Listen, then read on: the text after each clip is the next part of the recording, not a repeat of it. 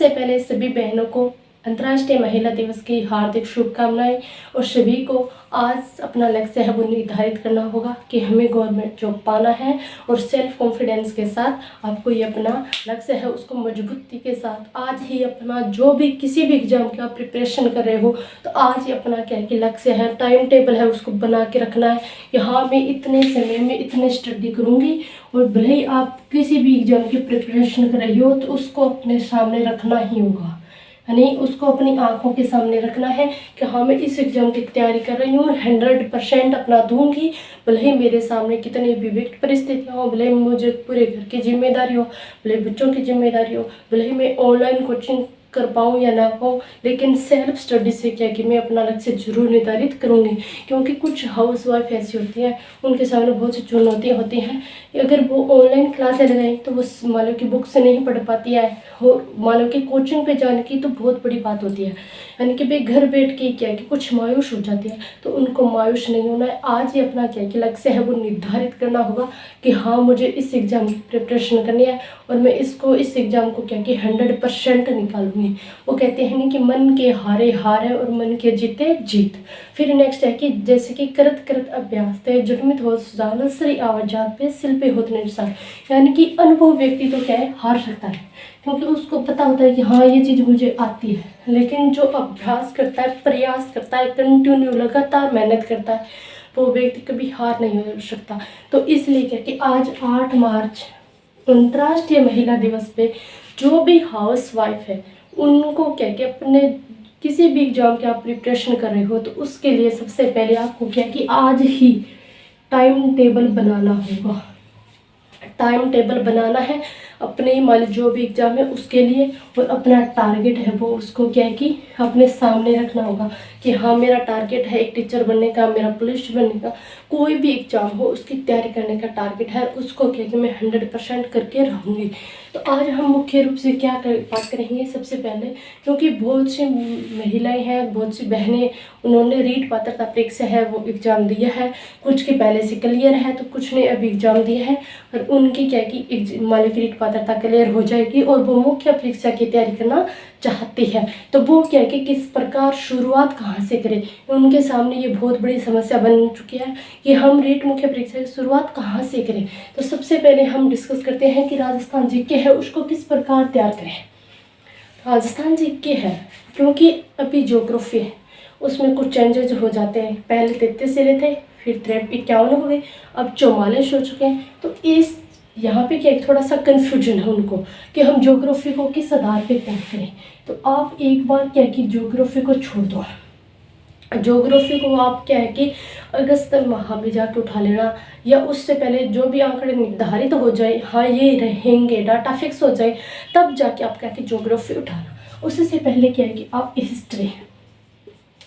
History और कला, art and culture, इनको आप उठाना, यानी कि आर्ट एंड कल्चर इन चीज़ों को क्या आप उठाओगे ना तो आपकी क्या कि ये चीज़ें अच्छे ढंग से तैयार होगी। किस प्रकार आपको हिस्ट्री को किस प्रकार तैयार करनी है, जैसे आपने क्या कि कोई मान लो कि आंदोलन पढ़े, आपने आंदोलन किया किसने है, कब किया है, और कौन कौन उसमें शामिल थे, और पराजय किसकी हुई, जीत किसकी हुई, ये चीज़ें क्या कि आपको मुख्य चीज़ें याद रखनी होती है।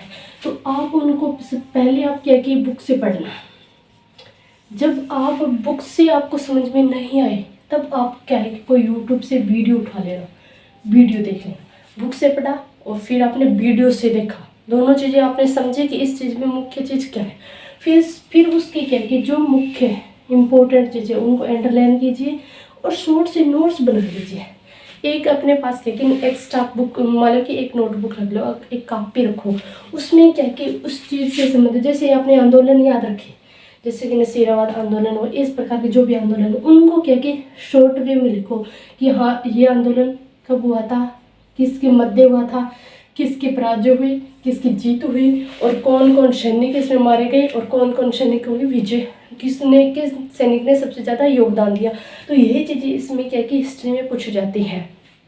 फिर बात करें हम आर्ट और कल्चर की, तो आर्ट और कल्चर में क्या होते हैं, देवी देवता हो गए, त्योहार हो गए, साधु संत हो गए, संप्रदाय हो गए, ये देवी देव ये हो गए। मान लो कि त्योहार आपको याद रखना है तो वो होली कब मनाई जाती है तो ये आपको पता होना चाहिए, और किसकी याद में मनाई जाती है। दिवाली किस लिए मनाते हैं, दिवाली कब मनाई जाती है, तो ये चीज़ें तो आपको याद रखनी पड़ेगी। तो इसलिए क्या कि आप एक पेज पे लिखो, हर मान लो पहले आप त्यौहार को याद रखना है तो जो भी 10 त्यौहार है उनको क्या आप एक पेज में लिख लो, कब मनाया जाता है, किस तिथि को मनाया जाता है और किस लिए मनाया जाता है। वैसे ही क्या कि आप मंदिर हो गए, मस्जिद हो गए, दुर्ग हो गए, इनको अगर आप इस प्रकार छोटे नोट्स बना के, और उन नोट्सों को रखना किस प्रकार है, आप कोई भी काम कर रहे हो करके तो उसी समय क्या उस पेज को अपने पास रखो। जैसे आप झाड़ू भी लगा रहे हो तो क्या उस पेज को अपने पास रखो, खाना बना रही हो तो क्या है उसी समय क्या अपने पास रखो। क्योंकि मैंने राजस्थान के इसी प्रकार तैयार किया था कि जो भी देवी देवता जो भी हमारी आर्ट थी उसको मैंने कम्प्लीटली क्या कि एक शॉर्ट नोट्स के माध्यम से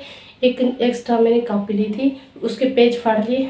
हाँ, आज मुझे वाले त्यौहार याद करने हैं तो मैंने बुक्स पढ़ी, वे उसमें इंपॉर्टेंट चीज़ें क्या पूछी जाएगी, प्रीवियस ईयर क्वेश्चन देखे कि कहाँ वाले त्योहारों से किस प्रकार के क्वेश्चन अन्य परीक्षाओं में भी पूछे जा रहे हैं।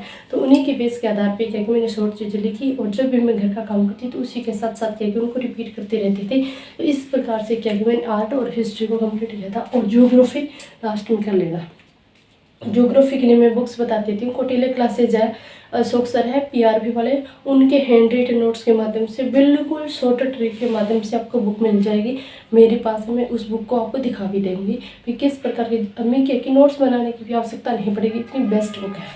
फिर बात करते हैं कि विद्यालय विषय। विद्यालय विषय हमारे क्या हो गए, हिंदी,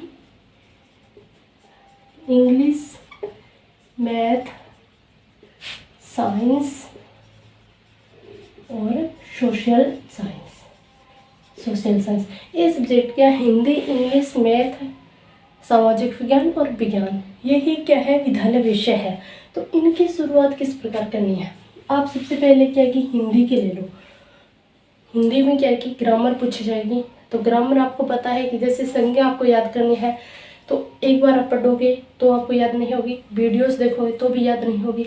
आप उसी वही तरीका अपनाओ, यानी कि एक पेज पे लिख लो और काम करते जा रहे हो। हाँ भी संज्ञा के कितने प्रकार हैं, जातिवाचक संज्ञा कौन सी है, भाववाचक संज्ञा कौन सी है, व्यक्तिवाचक संज्ञा कौन सी है, और मानो कि जातिवाचक संज्ञा उसके कितने प्रकार है, यानी कि सैनिक है उसमें कौन सी संज्ञा है, राम है तो उसमें कौन सी संज्ञा है, बचपन है तो उसमें कौन सी संज्ञा है। तो इस प्रकार के ही क्वेश्चन पूछे जाएंगे। तो आप क्या क्या अपने माइंड में इस घर काम आप घर का कर रहे हो, लेकिन घर के कामों के साथ साथ आपकी क्या होनी चाहिए, पढ़ाई होनी चाहिए।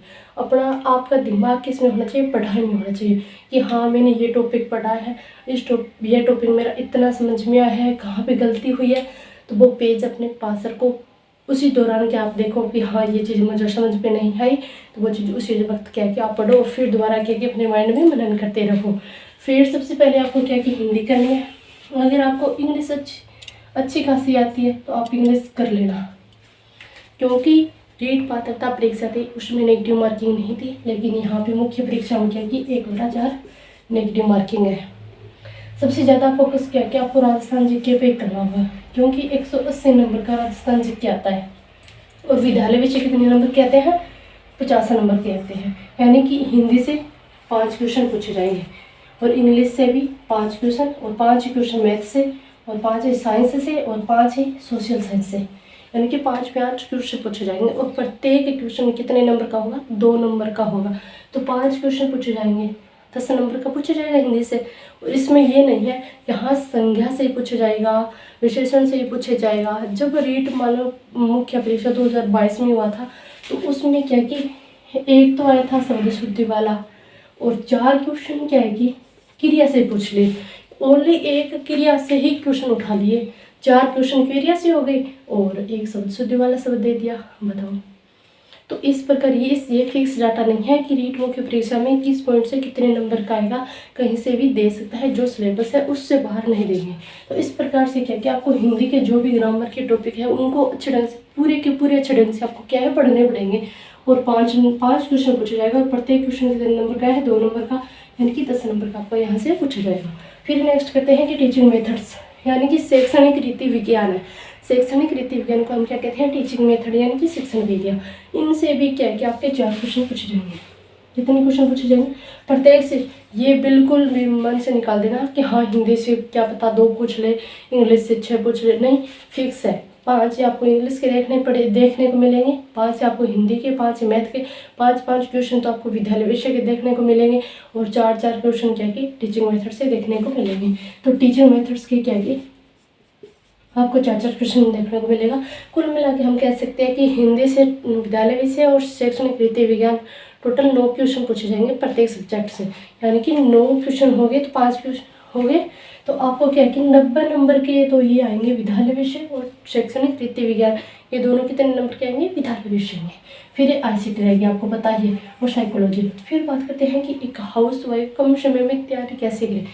आपको क्या कि हर रोज 2 घंटे आज से स्टार्टिंग करके जब तक एग्जाम हो तब तक लगातार 2 घंटे तो आपको राजस्थान जीके को देना ही देना पड़ेगा, क्योंकि सबसे ज़्यादा कवर करता है तो वो राजस्थान जीके है, पेपर को बहुत ज़्यादा कवर करता है। फिर एक सब्जेक्ट उठा लो और एक इनसे सब्जेक्ट उठा लो, या यहाँ से हिंदी उठाते हो तो यहाँ से हिंदी उठा लो। इस प्रकार क्या कि इन साथ में ये 2 सब्जेक्ट उठाओ, यानी कि एक सब्जेक्ट उठाते हो, 2 घंटे हो गया और 1 घंटे ये हो गया, 1 घंटे ये हो गया, यानी कि 4 घंटे स्टडी हो गई। 4 घंटे में आपने कितना पढ़ा है और आपको समझ में कितना है, इस चीज़ पे फोकस करो। और 1 घंटे आपको क्या करना है, जो भी आपने पढ़ा है उनसे रिलेटेड आपको किसी भी प्रतियोगी परीक्षा में पूछे गए क्वेश्चन मिले, आप उन क्वेश्चनों को जरूर सोल्व करना। फिर आपको देखना कि आप एक हाउसवाइफ होते हुए भी आप रीट मुख्य परीक्षा क्लियर कर लोगे, क्योंकि मैंने ये फॉर्मूला अपनाया और मैं क्योंकि खुद एक हाउसवाइफ हूँ तो मैंने हर रोज इतनी मान ली कि स्मार्ट तरीके से स्टडी करी थी कि हाँ मुझे आज क्या चीज़ पढ़नी है, तो उसको सबसे पहले क्या कि जब मैं उसमें उठने तो सबसे पहले मैं ये टारगेट करती कि आज मुझे किस सब्जेक्ट पढ़ना है और क्या पढ़ना है। तो एक सिर्फ ओनली आपको क्या कि 5 मिनट का समय में लगेगा। 5 मिनट में क्या कि आपको जो टॉपिक्स पढ़ने हैं कि हाँ मुझे ये आज क्लियर करना ही है, तो वो अपना टारगेट रखो कि हाँ आज मुझे ये क्लियर करना है, तो वो क्लियर करना ही होगा, भले ही आपको कितनी भी नींद आए लेकिन आपको ज़रूर क्लियर करना। फिर एक पॉइंट और ये रहता है कि अभी तो 10 महीने का समय है, बहुत ज़्यादा समय है, लेकिन जब आप सिलेबस करने बैठोगे तब तो बहुत कम समय पड़ेगा आपके सामने। और फिर एक मान महिलाओं के लिए तो गोल्डन चांस है, क्योंकि 50% वाला 50% आरक्षण है, 50% आरक्षण है, तो ये मौका क्या कि एक हाउसवाइफ के लिए बहुत ज़्यादा गोल्डन चांस है। पता नहीं नेक्स्ट टाइम आपको मौका मिले या ना मिले, अब की बार ही क्या है कि आपको सफलता हासिल करनी होगी और सेल्फ कॉन्फिडेंस के साथ। ये नहीं है कि आज 2 घंटे, आज 10 घंटे पढ़ ली, कल बिल्कुल भी बुक नहीं उठाई, नहीं, रेगुलर क्या कि अपना टारगेट होना चाहिए भी 5 घंटे तो हर रोज पढ़ना ही है, और पूरे समर्पण के साथ 100% क्या कि आपको पढ़ना होगा और सेल्फ कॉन्फिडेंस के साथ पढ़ना होगा।